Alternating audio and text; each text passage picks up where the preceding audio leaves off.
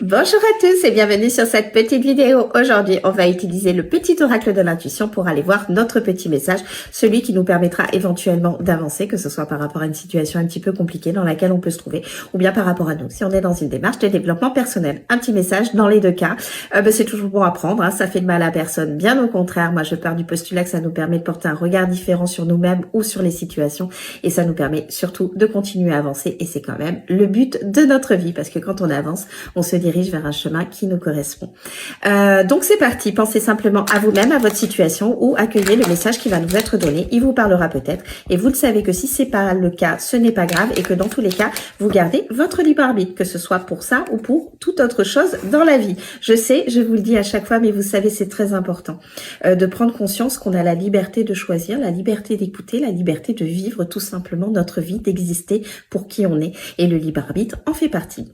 Donc c'est parti, je vais nous prendre cette petite carte J'ai envie qui aujourd'hui, nous avons eu la carte de l'ajustement. Et j'aime bien cette carte parce qu'elle vous invite tout simplement à vous poser la question si vous êtes dans une vie qui vous correspond ou pas. Si vous faites des choses parce que vous avez réellement envie de les faire ou parce que vous vous sentez obligé de les faire, parce que vous avez peur des jugements, du regard des autres, qu'on pense que vous n'êtes pas forcément sympathique ou je ne sais quoi. Et cette carte, elle vous invite à vous poser la question si vous faites les choses pour vous ou vous les faites pour les autres pour pouvoir être intégré à un groupe ou à je ne sais quoi.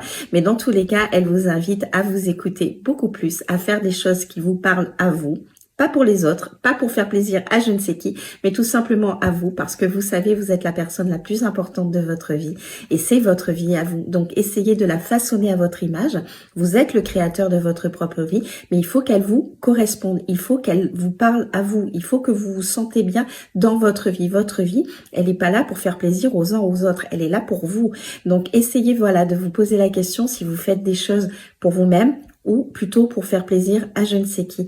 Essayez d'être honnête vis-à-vis de vous. Vous prenez n'importe quelle situation, vous pouvez même prendre toutes les situations de votre vie et posez-vous la question. Parce que par exemple, quand quelqu'un vous demande de lui rendre un service, posez-vous la question de savoir si vous avez réellement envie de rendre ce service. Et si vous décidez que non, vous n'avez pas envie parce que X raisons qui vous appartiennent, vous avez le droit, c'est ok.